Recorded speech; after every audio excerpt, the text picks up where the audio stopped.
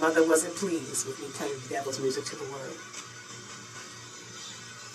She didn't understand how if God had given me the talent, why I wasn't using it to praise Him. She had dreams for me to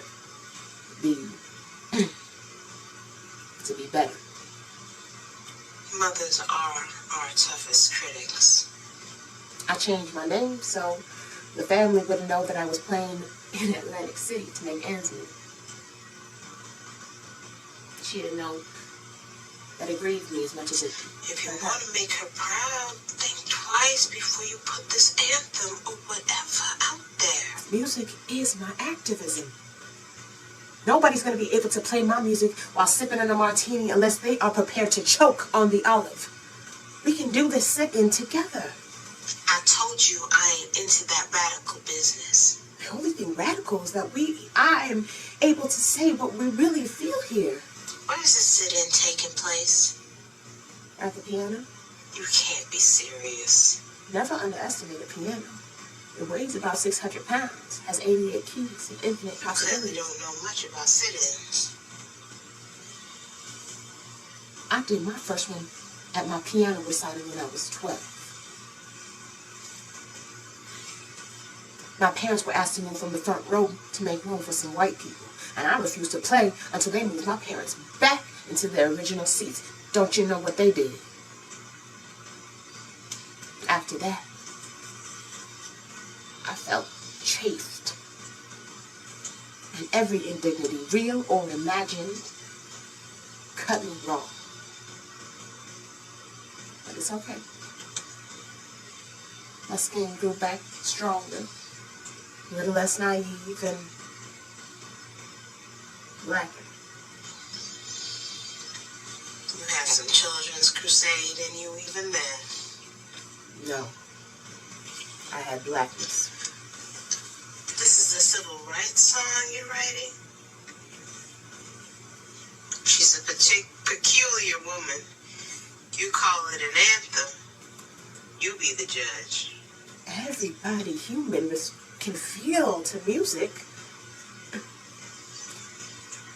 The rhythm of our lives could be a beautiful melody. There's no limit to the notes that one can craft in one lifetime. We all heard the notes of Mississippi Goddam rearranged outside of the melody that we're used to. I guess it makes sense to want to write your own songs. In the past, you've only co-written them. Now I want my music to reflect what we're fighting for in the streets. Most days I hate everything on this body. I look myself in the mirror and I rewrite everything. Hair, nose, lips, and teeth. You look yourself in the mirror and the world has convinced you that everything that makes you who you are is wrong. You're convinced. You have been shaken of your self-esteem, bereft.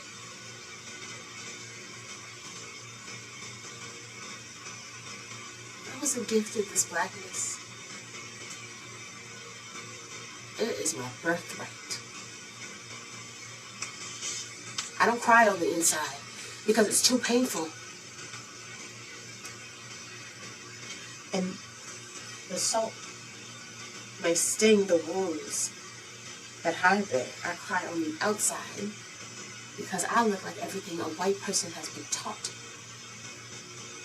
to hate. I'm just little girl blue in an unforgiving eye of the public that sneers at me while I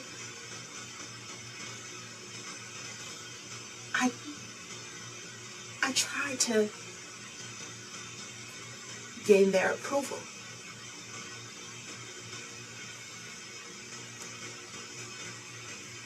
Every morning I conjure myself a queen when no one else will.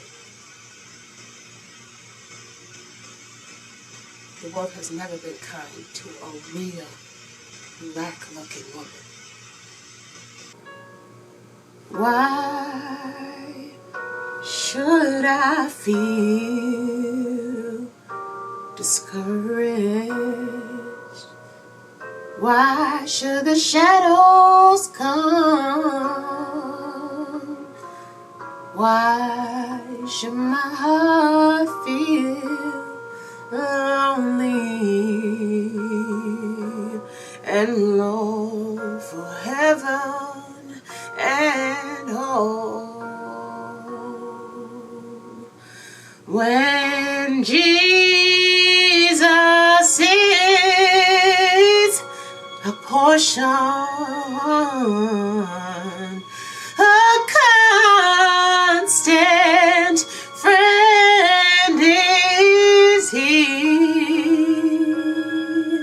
His eye is on the sparrow, and I know He watches over me. I sing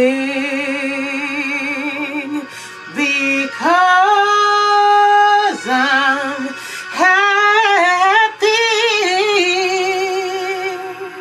and I sing because I'm free. His eye is on the sparrow, and I know He watches. I know He watches. I know He watches over me. Why should I feel discouraged? Oh, why should the shadows come? Yeah, yes they do. Why should my heart feel lonely and long for heaven and home? When Jesus is our portion, a constant friend is He. His eye is on the sparrow, and I know He watches. I know He watches.